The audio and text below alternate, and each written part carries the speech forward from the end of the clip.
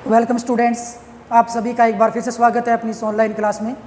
अपनी बात कर रहे थे धारामापी की, जिसके अंतर्गत हमने लास्ट क्लास में निलंबित कुंडली धारामापी को देखा था और उसमें प्रयुक्त होने वाली कुछ शब्दावली जैसे कि त्रिज्य चुंबकीय क्षेत्र का उपयोग, अवतलाकार ध्रुव खंड का उपयोग या फिर नरम लोहे क्रोड का उपयोग, या फिर हमने ये भी देखा था कि जो पतली पन्नी होती है वो फास्फोर ब्रिंज की क्यों बनाई जाती है। इन सभी टर्मिनोलॉजी को हमने समझा था।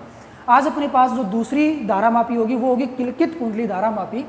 और ये जो धारामापी यानी कि जो गैल्वेनोमीटर है, ये गैल्वेनोमीटर अपने लैब में प्रयुक्त होता है धारा को मापने के लिए, और साथ में धारा की डायरेक्शन को भी बताता है कि धारा किस दिशा में फ्लो हो रही है और कितने परिमाण की हो रही है। तो अपने लैब की जो धारामापी होगी, जो गैल्वेनोमीटर होगा बच्चों, वो कौन सा होगा? वो होगा किलकित कुंडली धारामापी। तो सबसे पहले अपनी बात करेंगे कि किस किलकित कुंडली धारामापी की संरचना किस प्रकार की होगी। तो लगभग संरचना बच्चों दोनों की सेम ही रहती है, चाहे किलकित की ले लो चाहे निलंबित की ले लो। हल्का सा इसमें अंतर आएगा, वो अपने साथ में समझने वाले हैं। तो इसकी संरचना में भी एल्यूमिनियम की एक फ्रेम होती है आयताकार, जो कि कुछ इस प्रकार की होती है।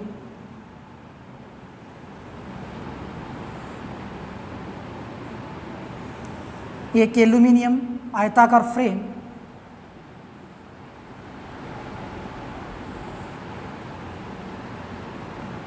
अपने इस प्रकार से लेंगे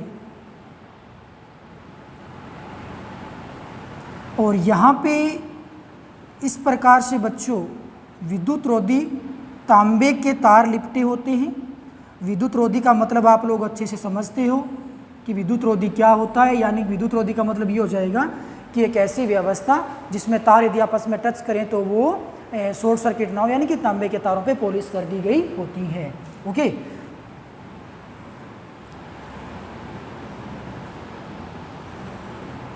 तो ये होता है इसमें सिंपल सी व्यवस्था। आयताकार फ्रेम हो गया। अच्छा जी, अब इसके अंदर सेम वही सिस्टम, लोहे क्रोड रखा होगा। नरम लोहे क्रोड को बच्चों इस प्रकार से रखेंगे कि आयताकार फ्रेम के ऊपर संपर्क में न आए, आयताकार कुंडली को टच न करे। किसी भी व्यवस्था के द्वारा इस नरम लोहे क्रोड को अपने इसके बीच में स्टेबल करेंगे ताकि इसकी सुग्राह्यता है वो बढ़ जाए। किसकी? गैल्वेनोमीटर की। यहाँ पे स्पेस का मैं इसको रफ कर देता हूँ एक बार। तो यहाँ पे ऊपर यहाँ लगा होता है बच्चों स्प्रिंग, और यहाँ इस भाग में भी लगा होता है स्प्रिंग, और यहाँ पे होगा एक टर्मिनल T1 और यहाँ एक टर्मिनल लगा होता है T2।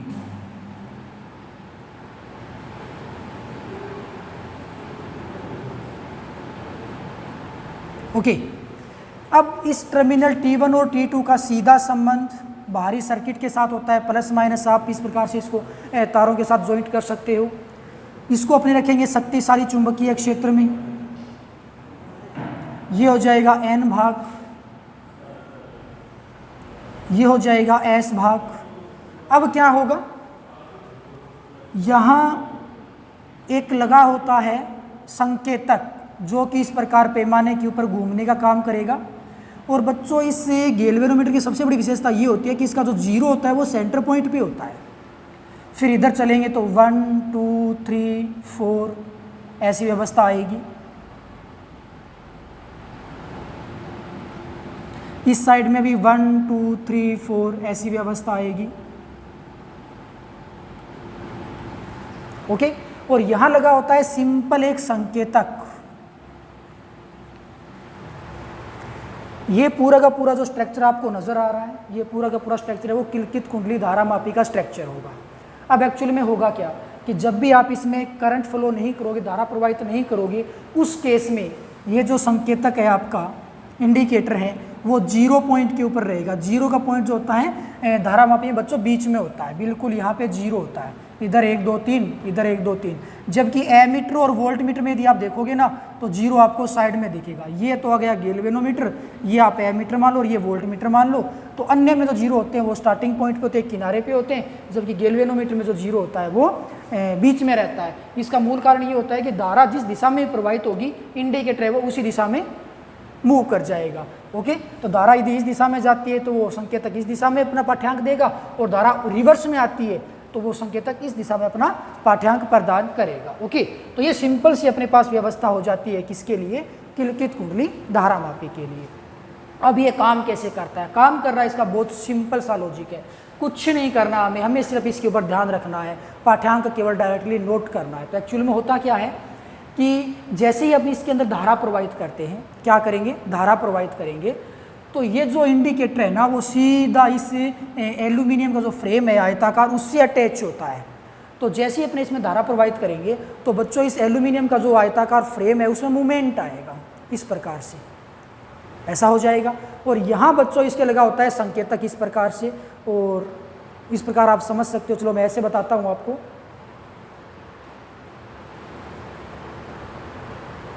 इस प्रकार से आप इसका संकेतक मान लीजिए, जैसे ही रोटेशन में आएगा तो संकेतक की डायरेक्शन चेंज हो जाएगी। ये संकेतक जो होगा वो पाठ्यांक यानी कि पैमाने के ऊपर रोटेट होगा। जैसे ही धारा प्रवाहित करोगे रोटेट कौन होगा, आयताकार कुंडली है वो रोटेशन में आएगा, वर्ताकार गोल घूमने वाला है। और जब ये वर्ताकार कुंडली भी घूमेगा तो उसके साथ में ये संकेतक है वो भी अपने मूल स्थान से विक्षेपित होगा, और वो विक्षेपित या तो इस डायरेक्शन में हो जाएगा या इस डायरेक्शन में हो जाएगा।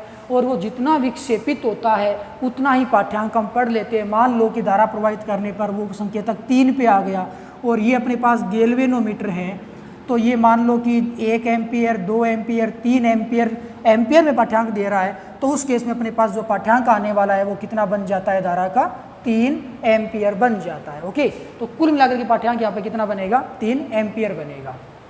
इसी प्रकार से मान लो धारा और अधिक प्रवाहित करते हैं तो पाठ्यांक हो सकता है 4 तक चला जाए, 5 तक चला जाए। और धारा को जब रिवर्स कर देंगे यानी कि प्लस का टर्मिनल यहाँ न जोड़ के यहाँ माइनस जोड़ दें, यहाँ प्लस जोड़ दें, तो जो संकेतक है बच्चों वो उल्टी दिशा में विक्षेपित हो जाता है। यानी कि पाठ्यांक तो उतना ही आएगा, रीडिंग तो उतनी ही आएगी यदि समान धारा प्रवाहित करते हो समान मान की, चाहे आप ये टर्मिनल उल्टे जोड़ दीजिए, तो परिमाण यदि समान है धारा का तो पाठ्यांक तो उतना ही आने वाला है, लेकिन डायरेक्शन है वो चेंज हो जाएगी, संकेतक है वो दूसरी तरफ चला जाता है। तो सिंपल शब्दों में यदि मैं कहूँ तो इसमें कुछ भी लंबी चौड़ी कहानी नहीं है।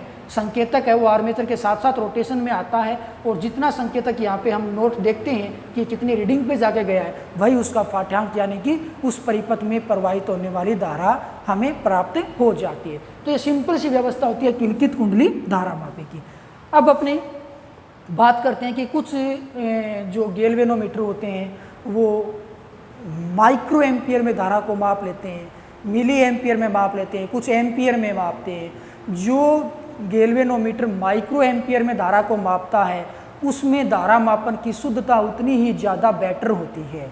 यानी कि माइक्रो का मतलब बहुत सूक्ष्म मान को भी माप लेना, तो धारा को सूक्ष्म भी माप लेता है, सूक्ष्म मान तक भी माप लेता है, उसकी सूग्राह्यता है वो बहुत ज़्यादा होती है।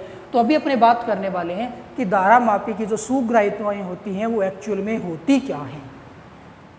तो ये बच्चों अब बात कर लेते हैं अपने धारा मापी की सूग्राह्यता की, कि ये धारा मापी की सूग्राह्यता क्या होती है। सूग्राह्यता आप किसे कहोगे?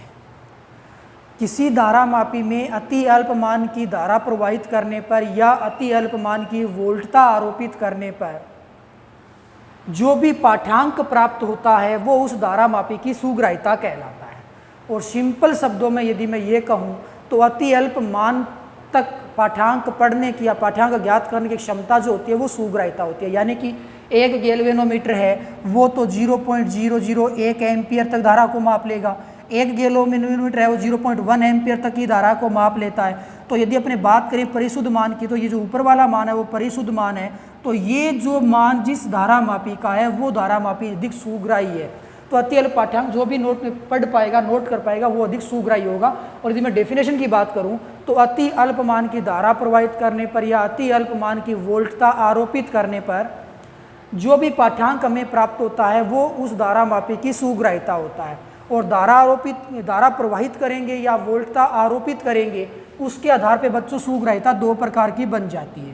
पहली तो होती है धारा सूग्राह्यता और दूसरी बच्चों होती है वोल्टता सूग्राह्यता। और धारा सूग्राह्यता को बच्चों अपने रिप्रेजेंट करते हैं SI से, और वोल्टता सूग्राह्यता को बच्चों अपने रिप्रेजेंट करेंगे VS से।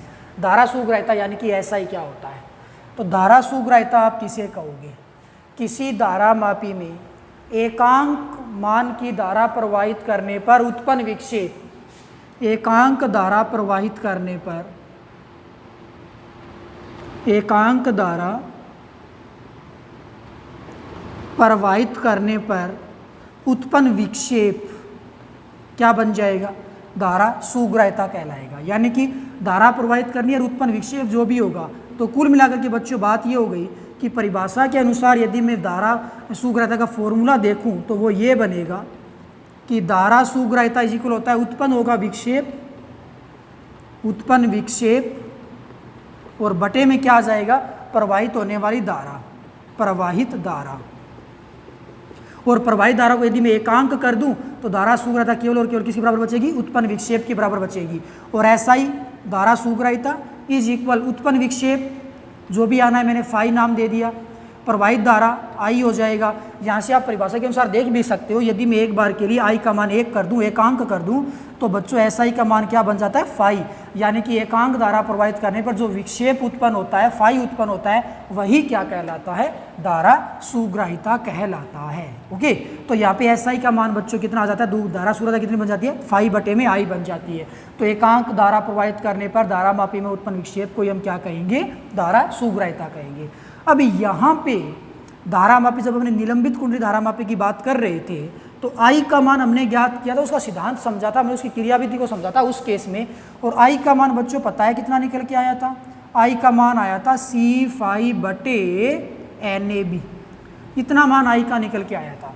तो हम यहाँ पे आप क्या करोगे? ये आई की वैल्यू पुट कर दोगे तो फाई बटे में सी फाई और एन ए बी है वो चला जाएगा ऊपर, तो फाई से बच्चों फाई कैंसिल, एसआई का जो मान बचेगा वो कितना बचेगा? एन ए बी बटा सी। और ये समीकरण नंबर 3 ये धारा सुग्राह्यता के सूत्र को रिप्रेजेंट करेगी। और यहाँ से इस फॉर्मूले के आधार पे आप धारा सुग्राह्यता की निर्भरता को देख पाओगे। तो यहाँ पे क्वेश्चन ये बनेगा कि आप धारामापी की धारा सुग्राह्यता को किस प्रकार बढ़ा सकते हो। तो आपके सामने अब क्वेश्चन क्या होगा कि धारा सुग्राह्यता किस घटकों से प्रभावित होती है। तो आप देख सकते हो कि धारा सुग्राह्यता के फॉर्मूले में एन, ए, बी और सी 4 भौतिक राशियां हैं। एन क्या है? कुंडली में फेरों की संख्या है। ए क्या है? कुंडली का पृष्ठीय क्षेत्रफल है। बी क्या है?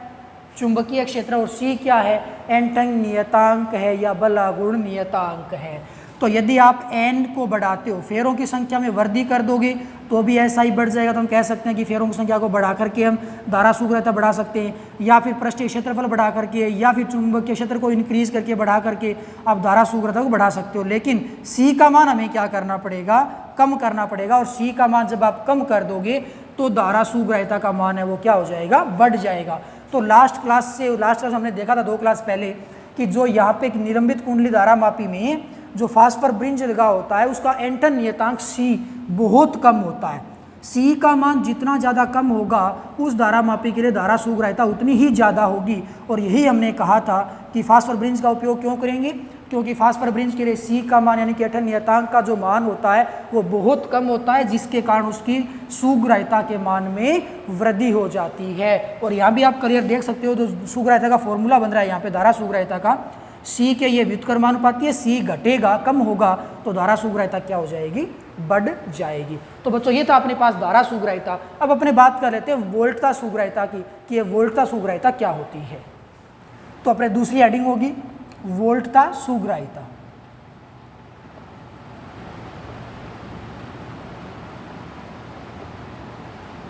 जिसको अपने VS से रिप्रेजेंट करेंगे। ओके, सेम डेफिनेशन होगी।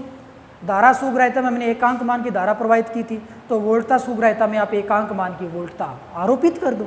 वोल्टता हमेशा आरोपित होती है, धारा हमेशा प्रवाहित होती है। तो डेफिनेशन क्या बन जाएगी? एकांक वोल्टता आरोपित करने पर, एकांक वोल्टता आरोपित करने पर उत्पन्न विक्षेप को ही वोल्टता सुग्राह्यता कहते हैं।